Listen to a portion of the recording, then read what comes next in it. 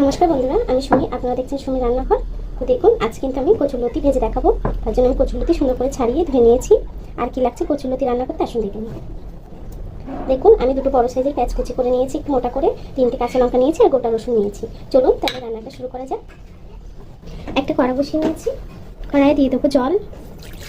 কচুরলতিটা একটু ভাপিয়ে নেব। দিয়ে দেবো নুন,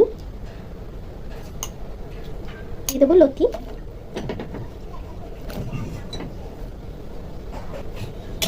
একটু নেড়ে দেবো।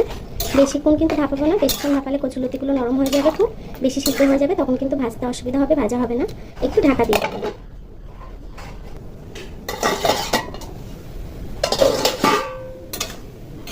লতিটা কিন্তু ভাপানো হয়ে গেছে, এখন নামিয়ে নেবো। কড়াইটা গরম হয়ে গেছে, তেল দিয়ে দেবো। এখন লতি ভাজতে কিন্তু একটু তেল বেশি লাগে, তার জন্য একটু তেলটা বেশি দেবেন। দেখুন বন্ধুরা, তেলটা গরম হয়ে গেছে, আমি দিয়ে দেবো একটা শুকনো লঙ্কা, দিয়ে দেবো একটু কালো জিরে,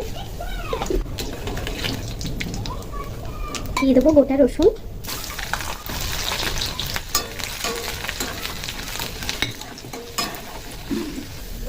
রসুনগুলো কিন্তু ব্রাউন কালার হয়ে গেছে। এখন দিয়ে দেবো পেঁয়াজ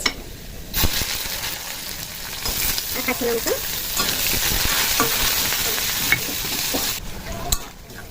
দেখুন বন্ধুরা, পেঁয়াজটাও কিন্তু হালকা নরম হয়ে এসেছে, হালকা। এখন আমি কচুরলতিগুলো দিয়ে দেবো।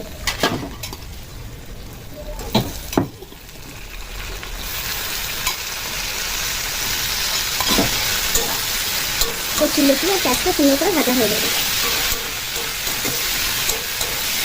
এখন দিয়ে দেবো সামান্য একটু নুন, যেহেতু আমি সিদ্ধ করার সময় নুন দিয়েছিলাম, ভাপানোর সময়।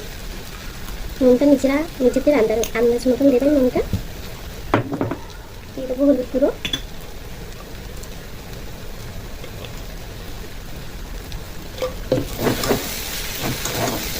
এই লতি ভাজা দিয়ে কিন্তু গরম গরম ভাত খাওয়া হয়ে যায়, খুবই ভালো লাগে, সুস্বাদু লাগে।